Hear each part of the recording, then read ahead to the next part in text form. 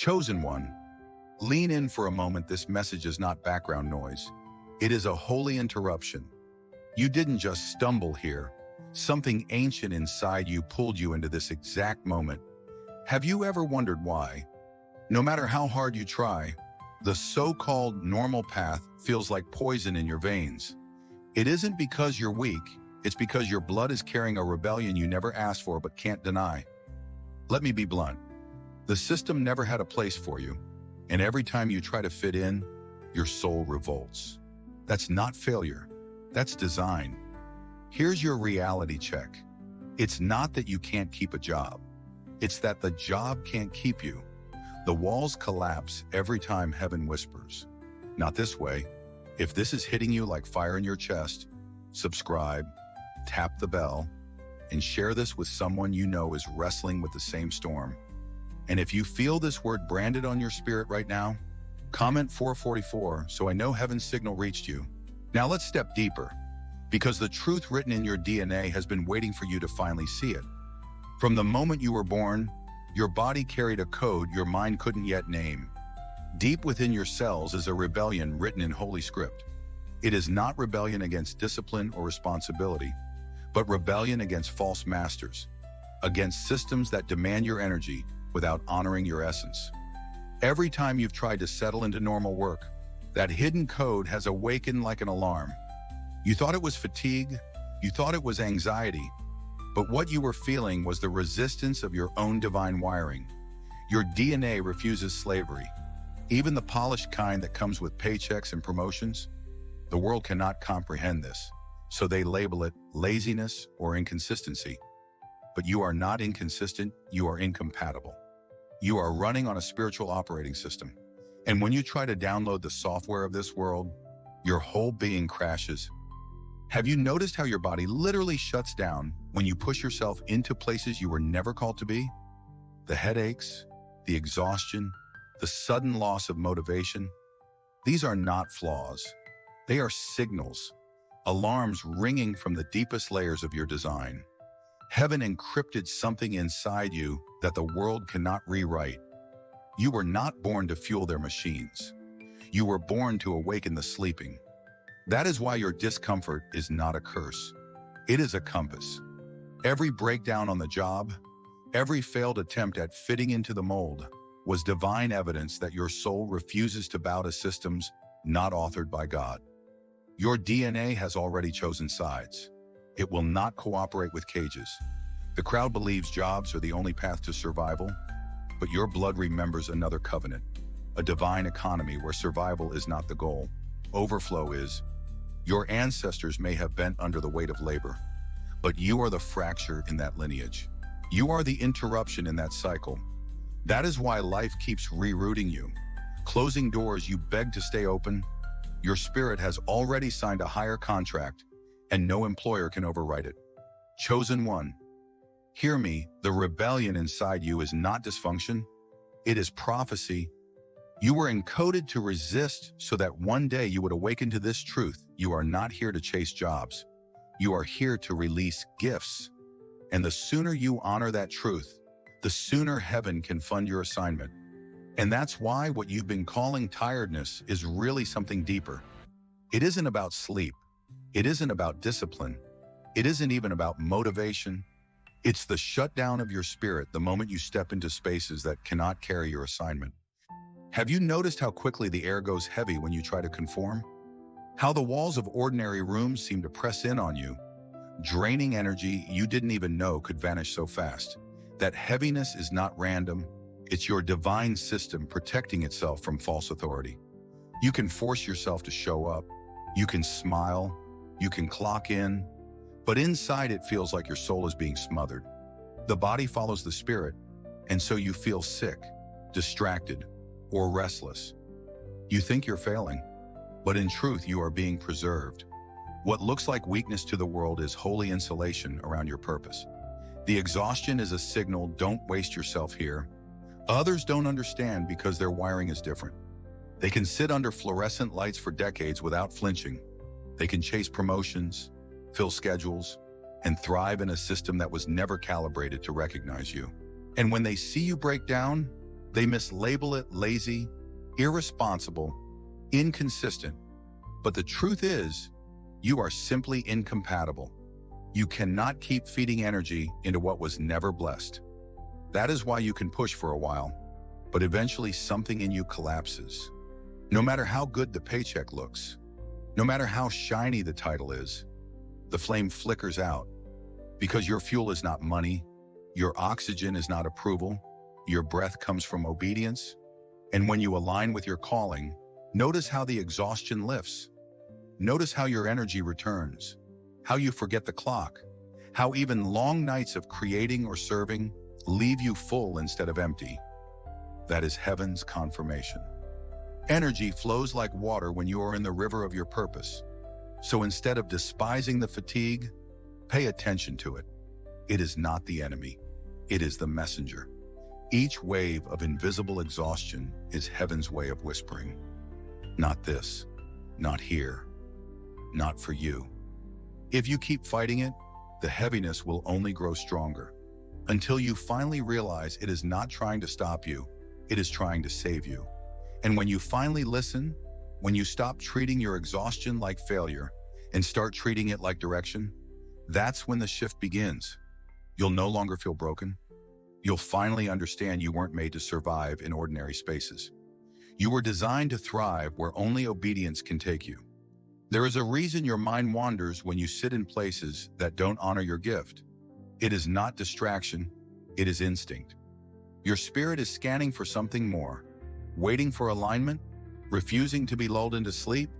That wandering, that inability to focus on the meaningless, is proof that your assignment is alive and pushing against the edges of your life. The invisible exhaustion will never let you settle, because it was never sent to punish you. It was sent to keep you moving toward the places where you truly belong.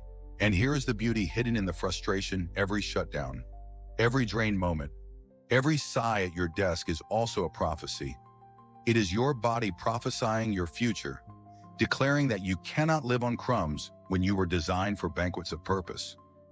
The exhaustion is not the end of you. It is the beginning of the path back to yourself. It begins to make sense when you realize the very thing that makes you feel most alive is also the very thing that unsettles others. Your gift is not neutral, it is disruptive by design.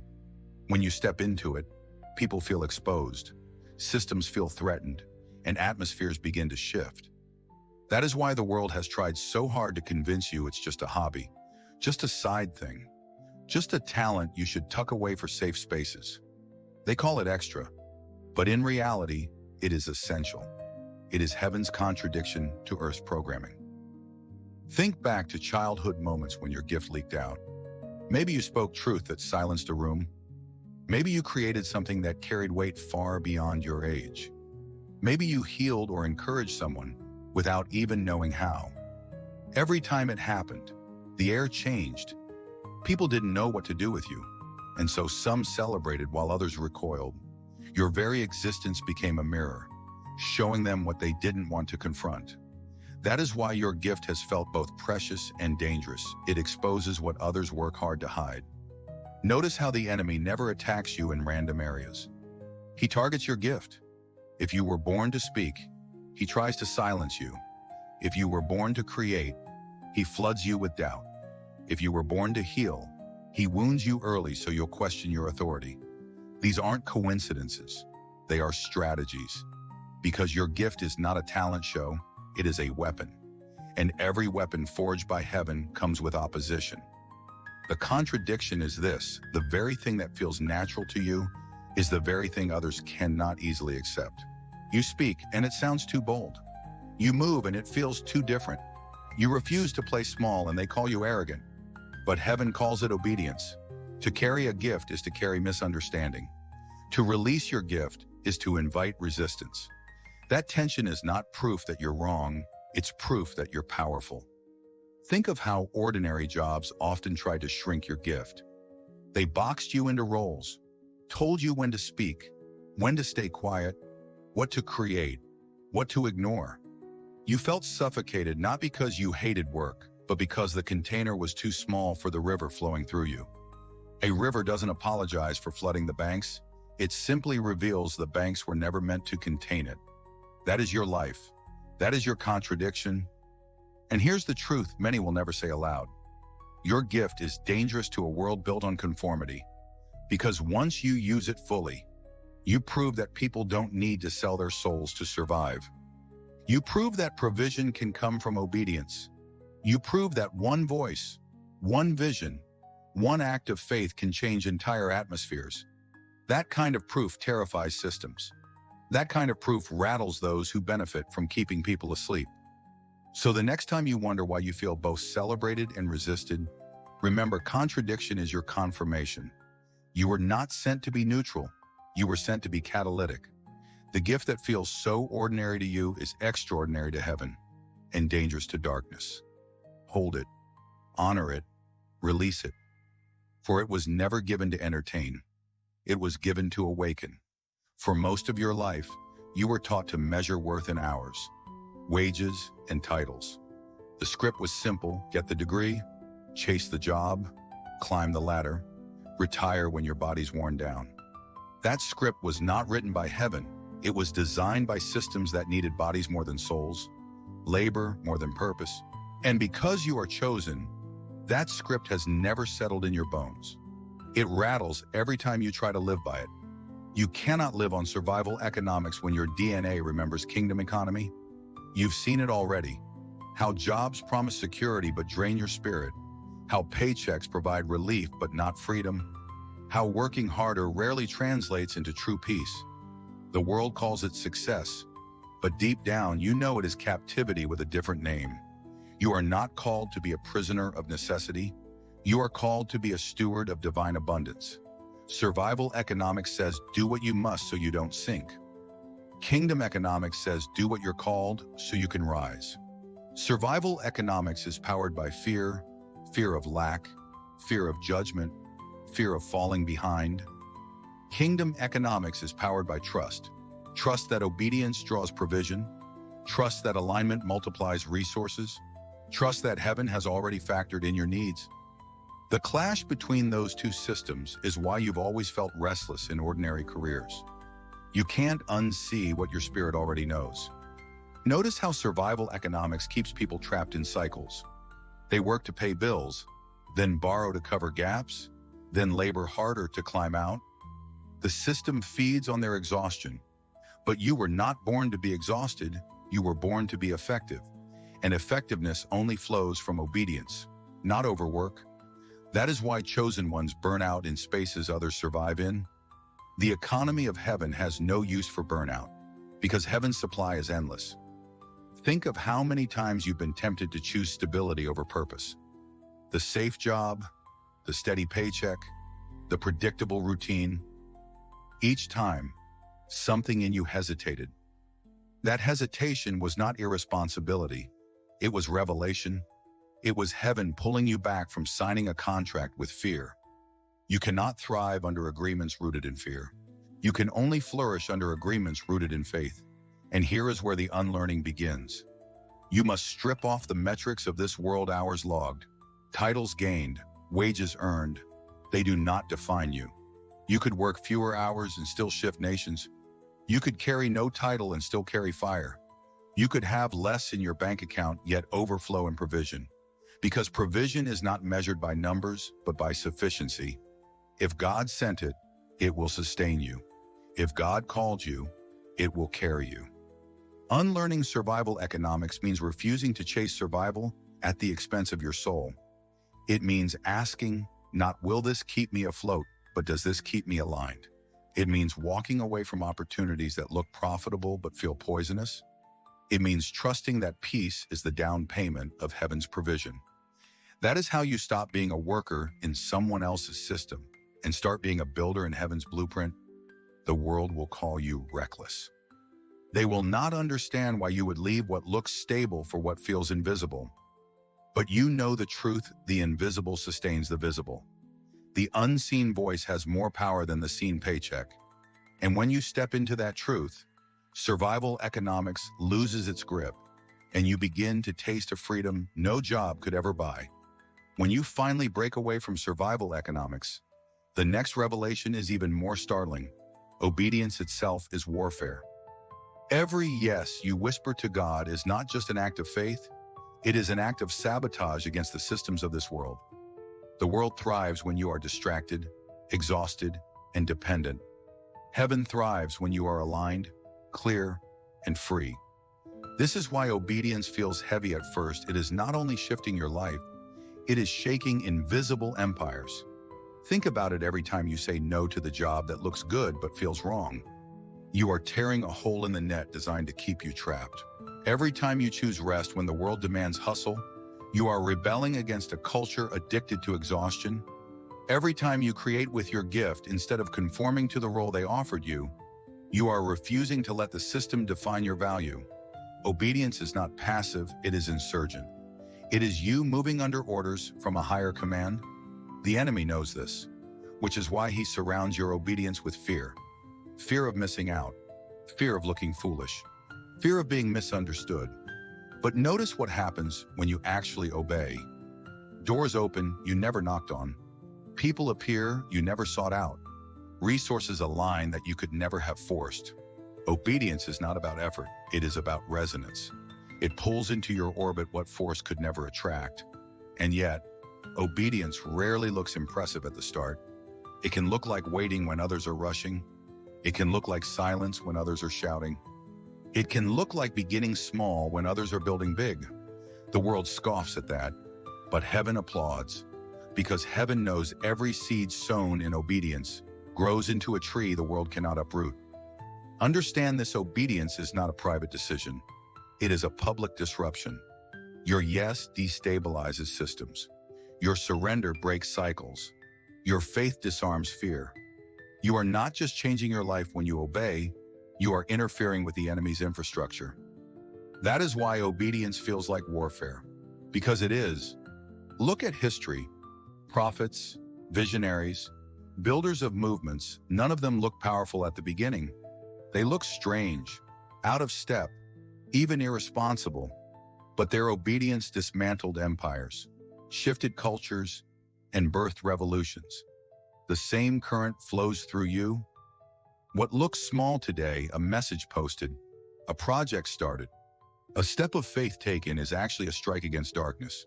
This is why your obedience matters more than your appearance, your reputation, or your resume. The world measures what it can see, heaven measures what it can't. And in the unseen, obedience is artillery. Every yes is a weapon. Every surrender is a sword. Every alignment shakes unseen ground. So when the enemy whispers, "You're not doing enough," remember that obedience is not about quantity, but accuracy. One yes in alignment is more powerful than 1,000 hustles in fear. One act of trust can shift generations. This is why you've been feeling the pressure increase. Because your obedience is not just personal, it is prophetic. It speaks into futures you cannot imagine. It secures pathways for those who come after you. Obedience is not safe, but it is sovereign.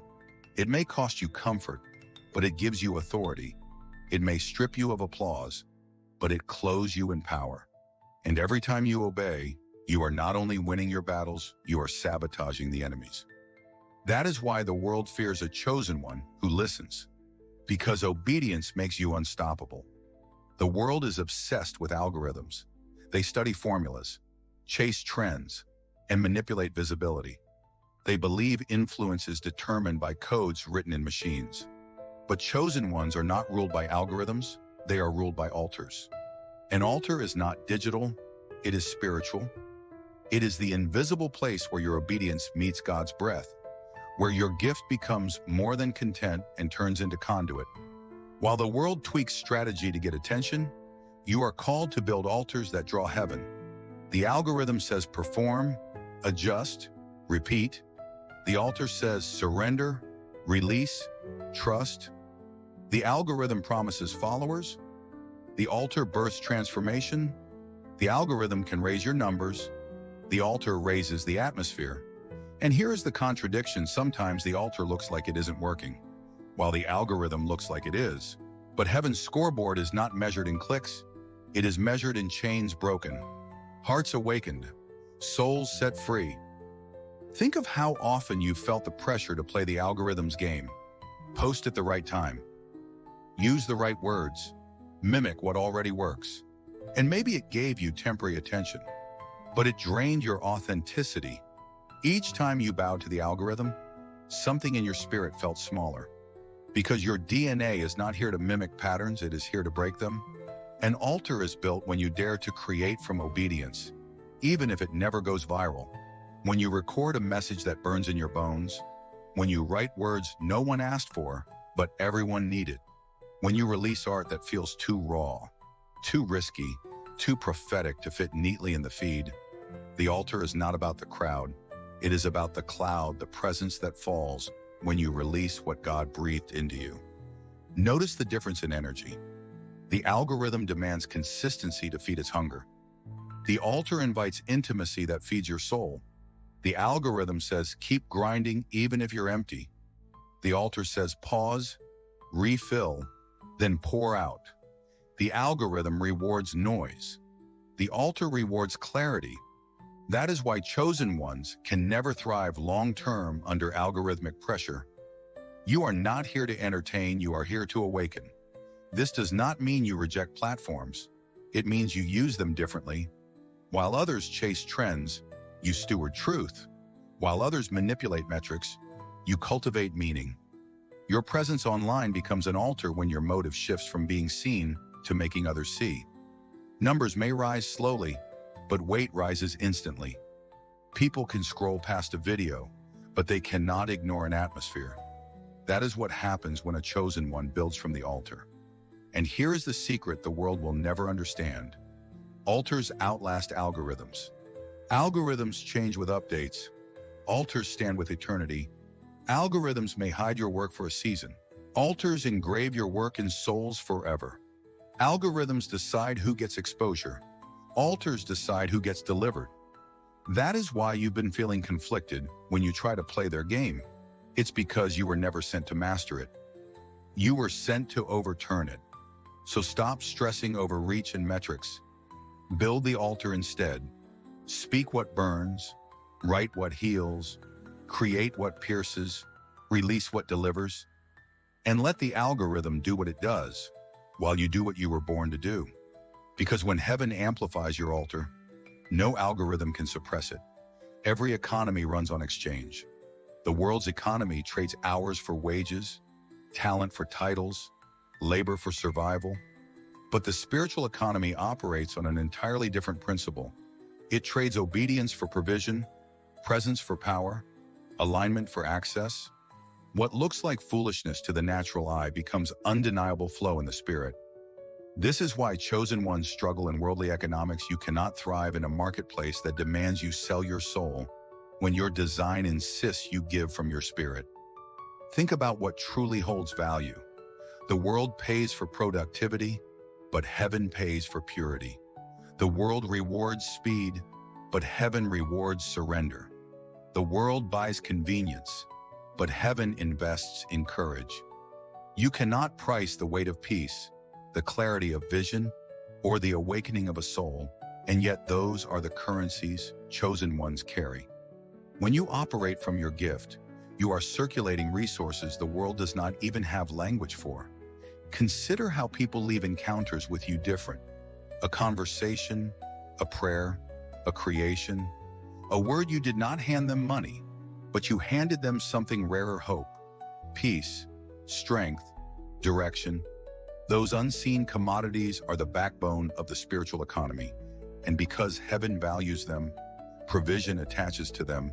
When you give hope, heaven sends help. When you release clarity, heaven releases connections. When you awaken someone else, doors awaken for you. This is why money can never be the primary measure of your impact.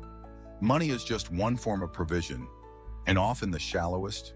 True wealth is transformation. True treasure is testimony. Jobs pay you for tasks, but heaven rewards you for trust, and the return on trust is exponential. Look deeper in worldly economics. Scarcity fuels value. The rarer something is, the higher its price. In the spiritual economy, abundance fuels value. The more freely you give, the more powerful it becomes. Light does not grow dim by being shared, it multiplies. Peace does not diminish when offered, it expands. Healing does not weaken by flowing, it strengthens.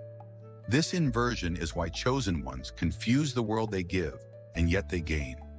They pour, and yet they overflow. The spiritual economy also recognizes time differently. The world says time is money. Heaven says time is seed. A moment spent in obedience can reap generations of fruit. A single yes can alter the trajectory of a family line. Hours at a desk may provide a paycheck, but hours at an altar provide a legacy. That is why you often feel restless, giving your best time to tasks that mean nothing eternally. Your spirit knows time is sacred. Understand this when you step into the spiritual economy. You stop hustling for opportunities and start hosting atmospheres. You stop negotiating for worth and start nurturing what was planted in you. You stop asking, how can I get, and start asking, how can I give? And as you give, heaven multiplies. Not always instantly, not always visibly, but always faithfully. The exchange is simple yet profound: your obedience for heaven's overflow, your surrender for heaven's strategy, your trust for heaven's timing. No job description could ever capture that. No salary could ever match that. And this is why chosen ones cannot survive on wages. They were designed to live on wonders. And here is the beauty of it all. The more you participate in this unseen exchange, the less you fear lack, because you realize lack is an illusion in the kingdom. What looks empty in the natural is already full in the spirit, waiting for your yes to unlock it. The guidance of a chosen one never comes through the same channels as everyone else. While the world listens to noise, you are tuned to frequencies they cannot detect. Dreams, whispers, repeated signs, unshakable nudges. These are not coincidences. They are instructions. God does not shout over the chaos. He speaks in wavelengths reserved for those willing to be still enough to listen. That is why silence feels holy to you. It is not emptiness, it is bandwidth. Think about the patterns in your life. How many times did you see the same word, the same number, the same image appear over and over until you could no longer ignore it? Others dismissed it as coincidence, but your spirit recognized code. Heaven uses repetition as confirmation. You are not crazy for noticing. You are being trained to translate. And what about the dreams? How often have you woken up from nights that felt more like prophecy than rest images? Voices, encounters that carried weight long after you opened your eyes. These dreams are not random, they are encrypted downloads. While others treat dreams as excess, you treat them as evidence. Evidence that the invisible is more real than the visible. Evidence that your future is being whispered before it manifests. Pay attention to peace. This is another frequency the world cannot hear. They chase logic. You chase atmosphere. You've learned that peace is often louder than opportunity. If the deal looks perfect but your chest feels heavy, it is not alignment. If the path looks uncertain but your spirit is calm, it is green light. Peace is the compass heaven placed in your chest, and every time you trust it, you hear what the world cannot. Notice how often your instincts have saved you. You walked away from rooms right before disaster struck.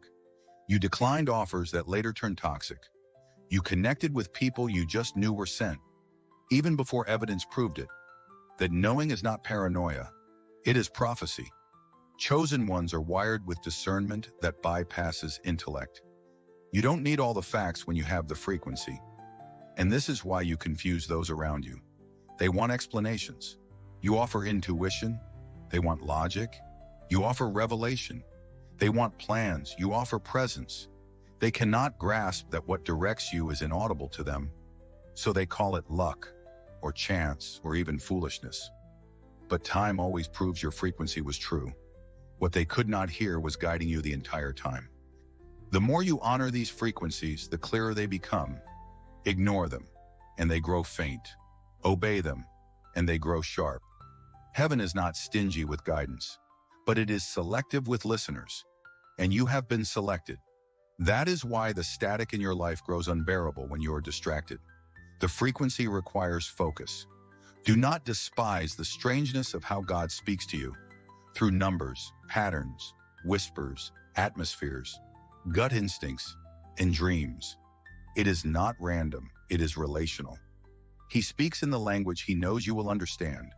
And every time you tune in, you prove the world wrong. Chosen ones are not aimless. They are antennae. You are hearing in frequencies the world cannot detect. And that hearing is the key to walking a path no map has ever drawn.